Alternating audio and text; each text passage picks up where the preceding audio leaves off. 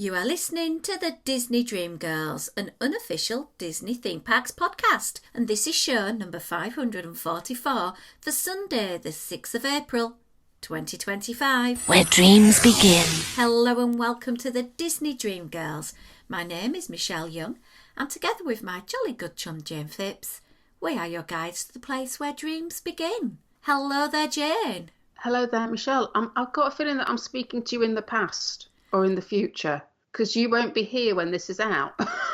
Well, I won't be on a Skype call with you, my love, recording. No, that's what I mean. Yes, you'll still be here with us, obviously, but yes, not in the same time zone as me. How about that? Yeah, something like that. I am going away. I am very, very excited for this trip because it's virtually a non-Disney trip at all.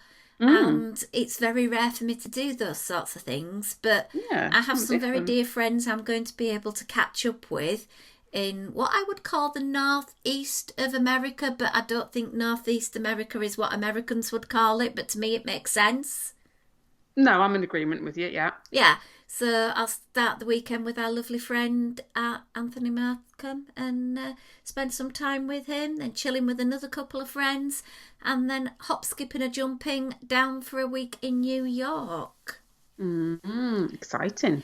Well, it is because I'd booked New York to go in the December of 2010 originally, and we checked in and it got cancelled because of snow, and we've never got round to rescheduling it.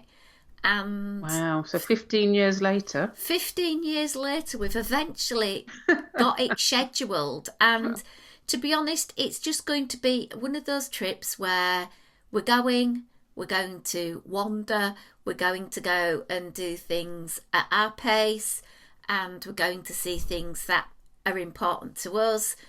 We haven't the money to go and have an expensive meal or do these shows or anything like that.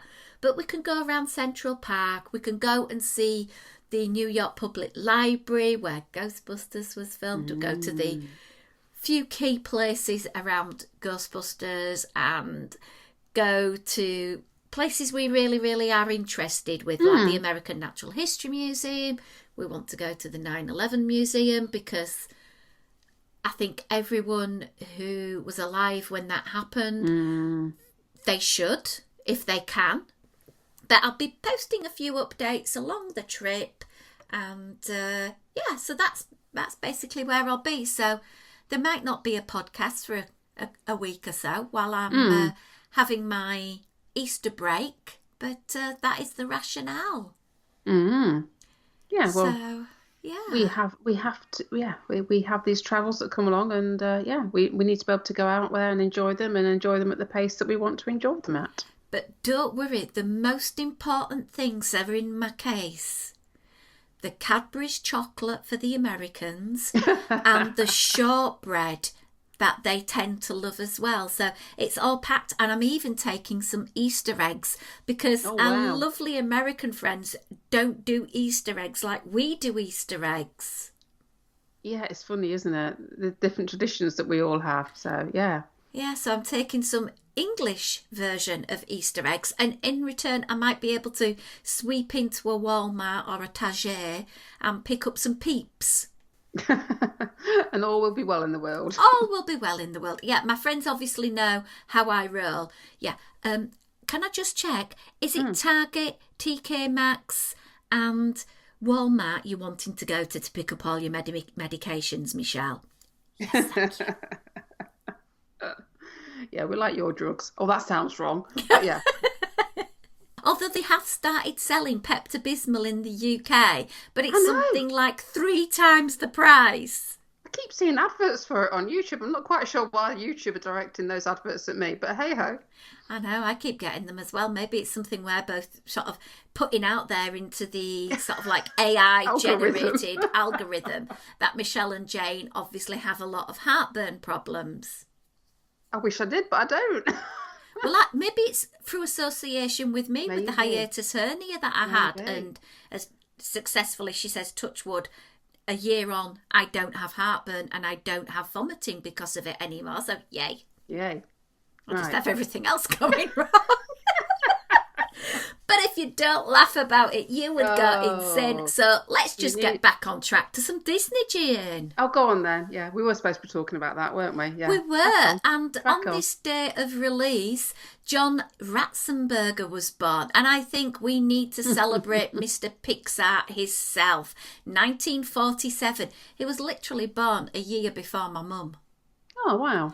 And Pixar's unofficial rule stating that he had to be in all Pixar film. So yeah, absolutely. So that was quite an interesting on this day in history. I remember him from Cheers, though.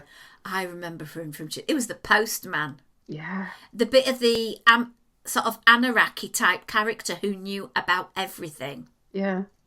Funny, now we are now showing our age, Michelle, so I suggest you move on with another bit of history to gloss over the fact. 1969, actor, comedian and screenwriter Paul Rudd was born. Oh, God, I'm older than Paul Rudd. Sorry, yes. Happy birthday, Paul. Happy birthday. He was born in New Jersey. Oh, yeah. So I thought that was quite an interesting one to sort of start mentioning and bringing in that element of Disney fandom as well. So yeah, some interesting couple of bits of people who were born on this day, and we are very much thankful for you. So, last week we talked all about the Disney Wish. Mm-hmm. As of recording, our lovely friend Linda Walker is on the Disney Treasure, and she shared with me, which is up on our Insta, the place where she will be sending the entire cruise. The Haunted Mansion Parlour, of course. It's a toughie, isn't it? You've got the Hyperspace Lounge on the Wish and the Haunted Mansion Parlour on the Treasure. Does that sway your vote as to which ship you want to sail on, I wonder? Absolutely. Depending on where your allegiance lies. Disney Treasure every time. Sorry, Jane. I'm torn. I really am torn. I think the Indiana Jones sort of theming, the Skipper Canteen type-esque jungle cruise feel, I think those are calling to me more than a bunch of Star Warsy stuff. Wash your mouth out, Michelle. You know, Jane, I'm not the world's greatest Star Warsy fan, and if everyone wants to go with their children on the Disney Wish, I can have an adults-only cruise on the Disney Treasure. Oi, sure up. So, thank you everyone for your questions, comments and feedback about that episode. I think Jane says it for herself. She had a good time, but has realised 3-night cruises are not for her. Yeah, definitely. I'm looking at longer cruises, and I have to say, Michelle, that we've got the transatlantic going from Southampton to Port Canaveral quite late on this year. It's looking rather tempting, I so keep saying to myself, well, maybe if I wasn't a teacher, if I had my notice in, I could go on that cruise and then get another job starting perhaps at Christmas. Yeah, it's just screaming such good value for money. And, we are northern women. We want our value for money. And that cruise at just about $3,000 for 13 nights. Yeah. If it weren't for the dodgy weather and the fact I'll be at work, could I Skype into it somehow? Well, you wouldn't have to pay then, would you, if you were Skyping in? True. But I wouldn't be able to Skype in. Seems Skype's disappearing. I'd be Teamsing. Teamsing in, yeah.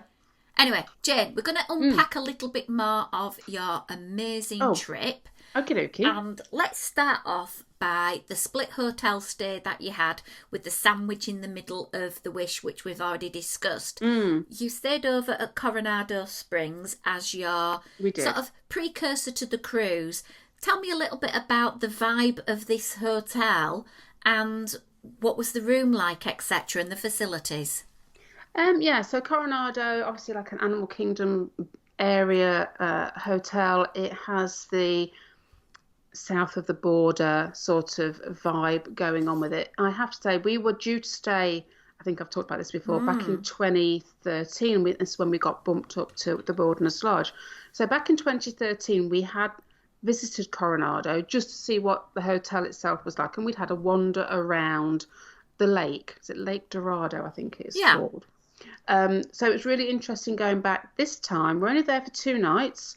But just to see what the hotel was actually like. And of course, in between that time of 2013 and now, they've built the Destino Tower. So the area that we had checked into originally back in 2013 no longer exists. Well, it's there, but it's just like a big room with a few desks and a bit of charging points and, comfy seats to sit in. The Destino Tower is now where you would be checking in, although obviously a lot of your checking in nowadays, guys, is all your virtual online check-in, so there's not much need for a physical check-in, so to speak, nowadays. But I have to say, Destino Tower is beautiful.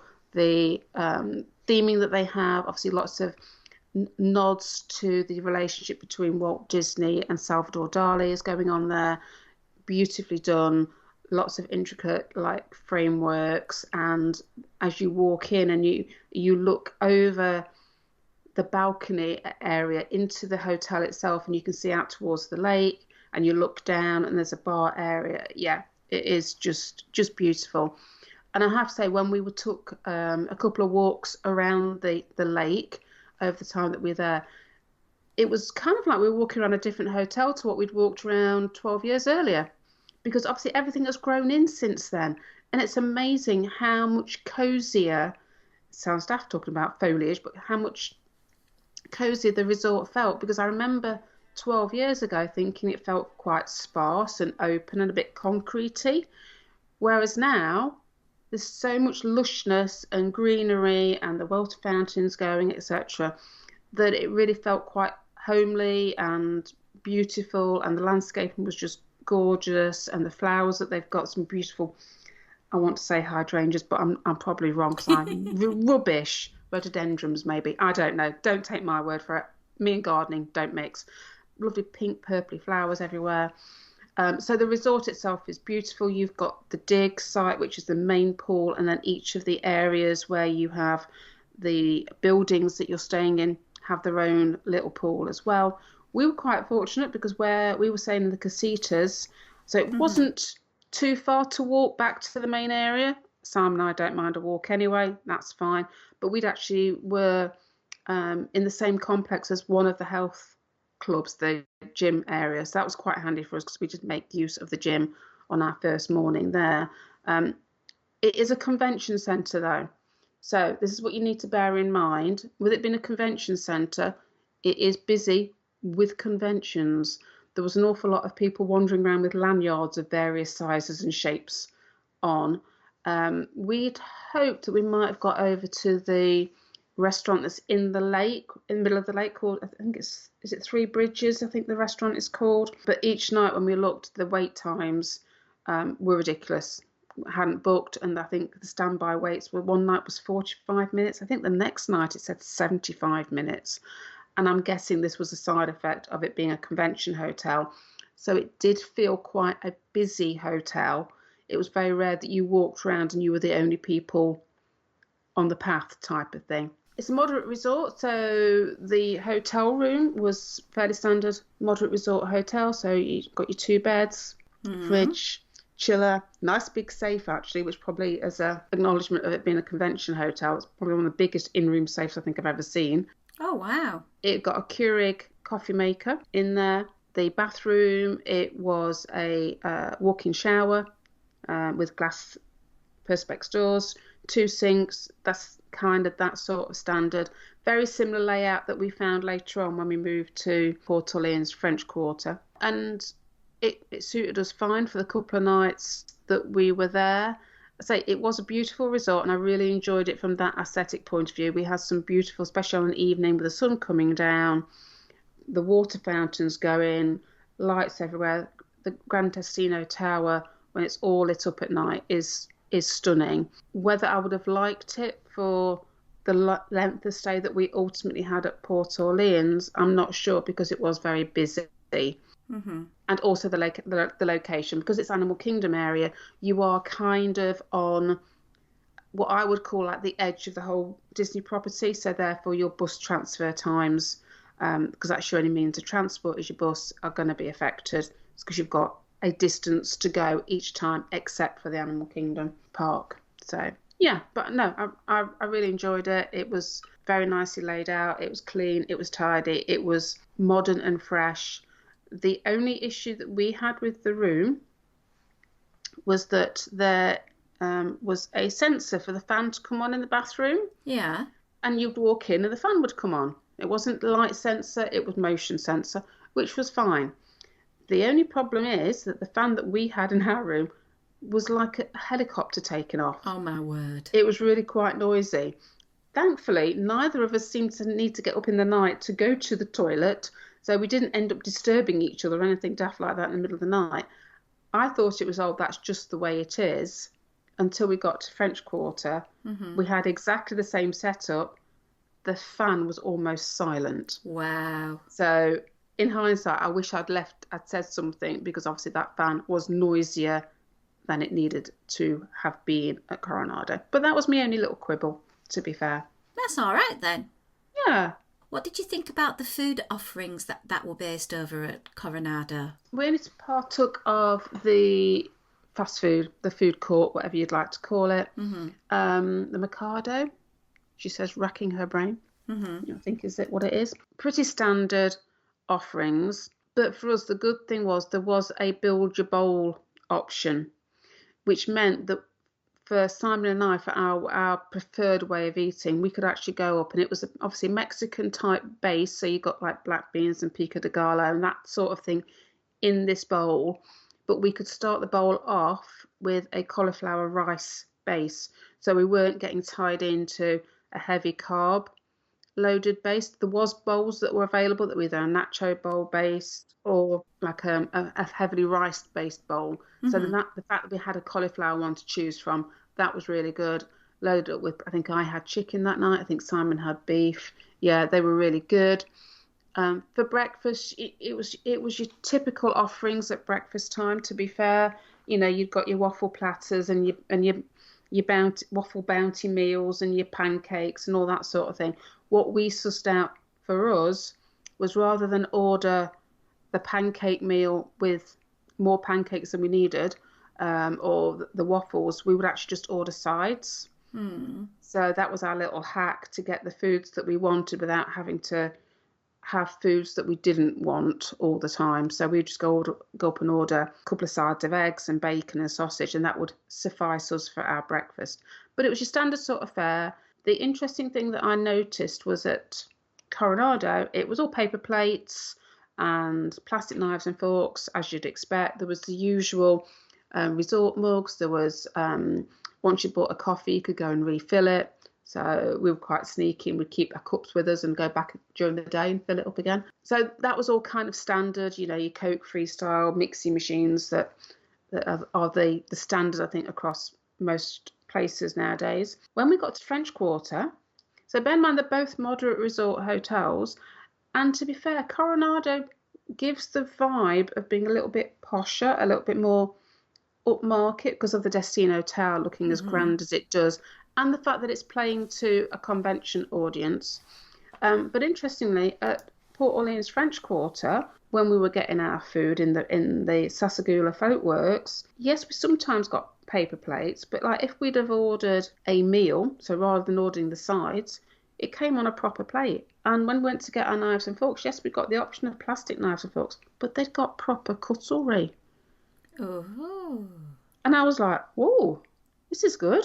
Because then later on in the trip, we had the chance to go and have food over at the Contemporary and at not Grand Flow, sorry, over at the Polynesian, both in their quick service option. So we're comparing quick service to quick service, and they were all paper plates and all plastic knives and forks in deluxe resorts. Wow. Yeah, at French Quarter, can't speak for Riverside, but in French Quarter, we've got proper plates and we've got proper knives and forks.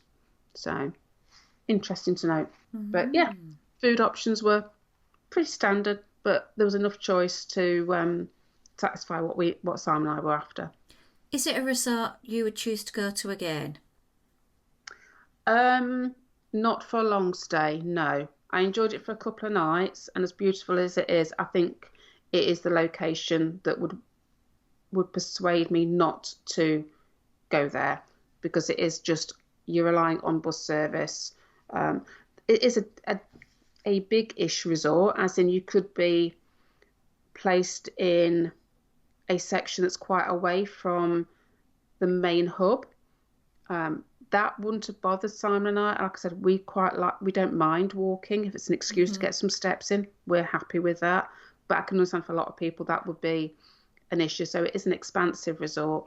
And I think just because you've only got the bus transport, that would, and being so far on the edge of the whole Disney World property, and therefore having quite a distance to get to other places other than Animal Kingdom, would sway me to go elsewhere. Okay, let's move on then to stay number 2 over at French Quarter. Yeah, I love French Quarter. It's just, well, it's beautiful. The theming of a New Orleans vibe is just delightful. It's a nice sized resort. It's not too big. It's nice and compact. So anybody that is worried about being too far away from the main food court or whatever. Now, we were in Building 7, which technically is one of the furthest away from the main building. It was like a 3-minute walk, 5 if I'm dawdling.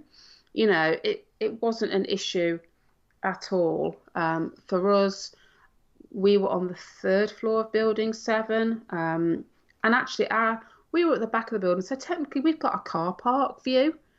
But to be fair, there was like a little roundabout thing and a tree growing out of it. I couldn't really see the car park.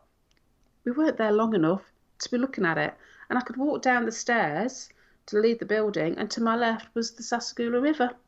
And it was beautiful. And some mornings we'd walk down, because it was cool on a morning, you see all the mist rising off the water. It was proper lovely, proper photogenic. It was lovely. But the resort itself, I think, is a compact resort. They've just finished, or in the throes of finishing, a refurb. So we had a very recently refurbed room, which was beautiful. Similar setup to Coronado. I can't speak for the room size, whether there was much difference in physical size of the room. I think they're roughly about the same. It's minor if there is. Again, 2 beds. It was all Tiana vibe, Mardi Gras themed. It was a Cuisinaire coffee maker, which actually so it came with the Joffrey's bags, little filter bags, whatever you call them, of coffee, which I found easier to faff about with than the Keurig little K-cup things. So, personal preference. We were always well stocked with coffee. The bathroom, again, it was the shower with a glass door. So the fan was much better. 2 sinks, decent size, safe, not as big as Coronado, but enough for what we needed. We got the hairdryer, the ironing board, all that sort of thing. A good amount of hanging space for the bits that we wanted to hang up. Bear in mind, we were there for 18, 19 nights. So, you know, we did unpack our clothes, so to speak. Love the fact that in the bathrooms, when all the lights are off, they've got a very tiny little night light, which was great, because it means obviously if you had to go to the bathroom in the night, you weren't going to be disturbing anybody else by switching lights on. It's pretty standard bed, so obviously you've got the bed frames. You have to be a bit careful, as you know, Michelle, walking around these bed frames. Oh, yeah. I have to say, I think Simon walked into it once. I didn't. I was perfectly fine. I was okay. But yeah, so beautiful room, say very recently refurbed. When we were there, they were finishing the refurb on Building 5, and I have to say, they were working all out. There was loads of people working all the time, even over the weekends. What I thought was lovely was that if you were walking down a path and the workmen were on the same path as you, and they were perhaps wanting to come down that path to take some things either in or out of the building, they would always stop until you'd passed before they moved again. And that happened every time that we encountered any workmen of any description. And even the guys that were going around, you know, like leaf blowing and things like that, they would always stop, let you pass, and then they'll start up again, which I thought was just a lovely little detail. Yeah. When we were there, they did actually start work again on buildings. I think it was 3 and 4. And from what I know, they were basically going back into those buildings that had been refurbed already and just finishing some snagging issues that had occurred. So that may have affected the volume of people that we saw within the resort, because obviously some of the rooms weren't available. But the resort never felt overly busy, except for when we were there on Mardi Gras, and we experienced the Mardi Gras parade that they do, and the hotel was heaving on that day. It was really, really busy. I love the fact that we've got the choice between the bus transport and we got the boat down to Disney Springs, which was lovely to be able to just jump on the boat, 20 minutes, Disney Springs and back again. It wasn't much difference time-wise had we gone on the boat, sorry, on the bus. So it was great we had those two options for getting to and from Disney Springs, which then opens up your meal options if you don't want to eat at the hotel, if that's where you're choosing to eat. Buses from French Quarter, because it's such a compact resort, there is no need for the buses to go around the resort picking people up. So you've only got one bus, as in for your chosen destination. So they pick you up and then straight out and getting to that chosen destination. One thing I do remember when we visited, I don't know whether, I think the last time we were there was 2011. I'm not sure whether it happened then, but I know before that, it used to be that the buses for Port Orleans would service both French Quarter and Riverside. So you could be in that position where you get on a bus to, say, Magic Kingdom at French Quarter, and before you could get on the road to go to Magic Kingdom, you had to go and do a tour of Riverside. That doesn't happen now. You have a French Quarter designated bus and you have Riverside designated buses. So remember that Riverside is a sister resort to French Quarter, and you can go and use the facilities at either. We didn't manage to get down to Riverside. It just never fell right with timing that we had the time to go down.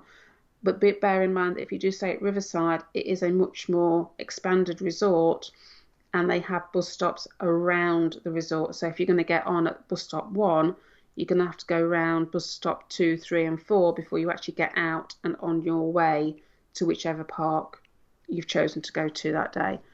But for us, as far as buses were concerned, we very rarely had to wait any length of time, and whether that was going out to a park or whether it was coming home back on an evening. But yeah, I just love French Quarter. It's nice, it's calm. The food options, very similar to Coronado in that, you are limited to a certain degree. There's, breakfast is breakfast. The lunch dinner offerings are the same at both lunch and dinner. They have a bit more of a Louisiana, New Orleans vibe, so you can have your po' boys and things like that.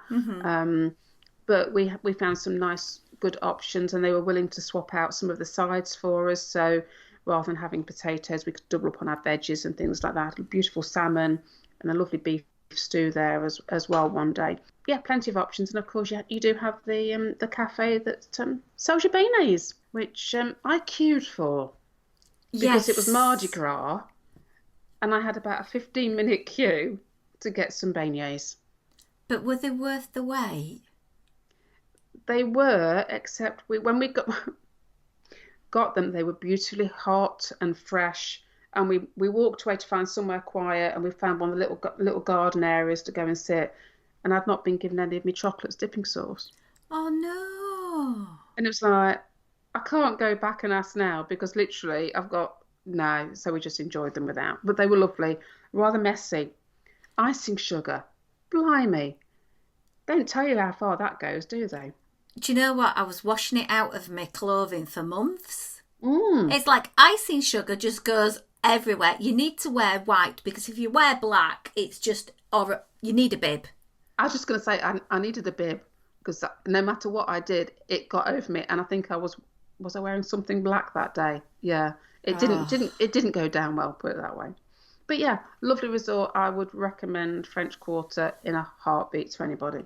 And it is a very popular resort with the Brits as well. It has been known once or twice in the past to be called Brit HQ, particularly during the end of July and through August, because so many of the British touring public who like to go to Walt Disney World do choose that as a resort of choice, purely because of the fact it's such a beautiful resort. It's got the convenient transportation links to get you to downtown Disney. It's got lots of different options with regards to the pool. It's got the draw of the beignets. The only one thing it doesn't have is the Skyliner. It doesn't, but you know what we found? We were quite a few days. If we decided to go to Hollywood Studios or actually Epcot, we often jumped on a Hollywood Studios bus first, which doesn't take you long to get to, and then you can jump on the Skyliner to Epcot. So we were kind of, making best use of different modes of transport and kind of circumventing the navigation system to get where we wanted to, rather than just sitting around waiting for buses. So there's options. But yes, I agree. I mean, there is talk about expanding the Skyliner network, I think, isn't there? So it'd be interesting to see whether they do that or not. But yeah, and I think as well for us Brits, it's because there's not very many moderate resorts to choose from, and then obviously into your next price bracket of deluxe, which could be prohibitive when we're coming from the UK and we're already having to pay the airfares, etc. And often the moderate resorts tend to get slightly better deals, more cost-effective deals, shall we say, as regards maybe if they're offering the Brits free dining. I was very fortunate that when we booked this one, I got, rather than a free dining, I ended up with four free nights. That was another compulsion for, we might as well stay a little bit longer if I'm getting 4 of these nights free. Yeah, absolutely. Well, I think the next time we sit down and chat, we'll be going through the actual theme parks and your feelings on being back in the parks and the attractions and how on earth you managed to keep up your eating plan, food that we know that's in the theme parks. And I think that's going to be quite an interesting conversation. Yeah, it will be, because we've had some interesting, Simon and I have had some interesting chats about that post holiday and jumping on the scales once we were back. Well, we will save that to our next podcast, so please make sure you tune in when that is going to be. Remember, follow us on our Instagram at DisDreamGirls. If you would like to get shows earlier, get additional content and other bonus things, it's patreon.com/Disney Dream Girls. Even if you just want to pop a couple of dollars our way as a bit of a tip jar to say thank you very much for providing us with this bit of an entertainment, hopefully. So Jane, I'd best go get myself packed up and move to the future so we won't be in the past anymore. So until next time. I'm confused now. It's a goodbye from me. And bye from me.